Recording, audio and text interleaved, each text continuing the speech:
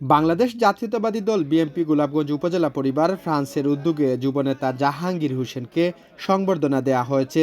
তার স্বদেশ গমন উপলক্ষে সোমবার সন্ধ্যায় প্যারিসের দূরের পন্তা এলাকার ইষ্টি কুটুম রেস্টুরেন্টে এক অনাড়ম্বর অনুষ্ঠানের আয়োজন করা হয়।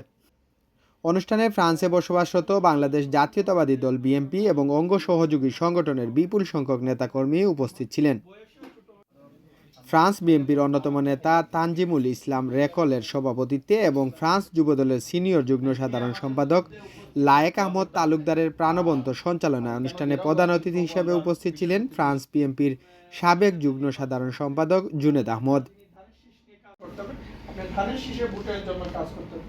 তো আমরা সবাই মিলে ধানের শীষের জন্য কাজ করব, ধানের শীষের এবং জাতীয়তাবাদী দলের জন্য কাজ করব। প্রধান বক্তা হিসেবে বক্তব্য রাখেন বাংলাদেশ জাতীয়তাবাদী যুব দলের কেন্দ্রীয় নির্বাহী কমিটির সাবেক আন্তর্জাতিক বিষয়ক সম্পাদক এস.এম. মিল্টন সরকার। বিশেষ অতিথির বক্তব্য রাখেন দলের নেতা ইকবাল হোসেন, ফারুক আহমদ, বাসিত হোসেন, আব্দুল কুদ্দুস, আব্দুর রব রানা, ফ্রান্স যুবদলের সাংগঠনিক সম্পাদক নাজমুল ইসলাম সায়েম এবং যুবনেতা জিসাদ রহমান।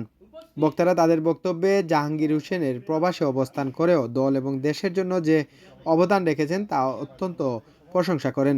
তারা আশাবাদ ব্যক্ত করেন বাংলাদেশে ফিরে তিনি জাতীয়তাবাদী রাজনীতিকে আরও শক্তিশালী করতে সক্রিয় এবং কার্যকর ভূমিকা রাখবেন।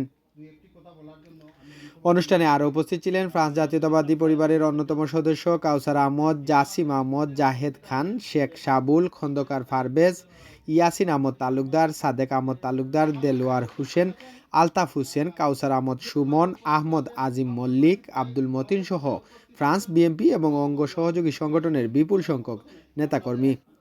অনুষ্ঠানের শুরুতে পবিত্র কুরআন থেকে তেলাওয়াত করেন শেখ জুনেদ আহমদ। পরে বিএনপির চেয়ারপারসন বেগম খালেদা জিয়ার রোগ মুক্তি কামনায় বিশেষ মোনাজাত করা হয়। অনুষ্ঠানে প্রবাসে বসবাসরত বিএনপি পরিবার এবং গোলাপগঞ্জ উপজেলার নেতাকর্মীদের মধ্যে এক মিলন মেলায় পরিণত হয়। শহীদ রাষ্ট্রপতি জিয়াউর রহমানের জন্য দোয়া করব। দেশ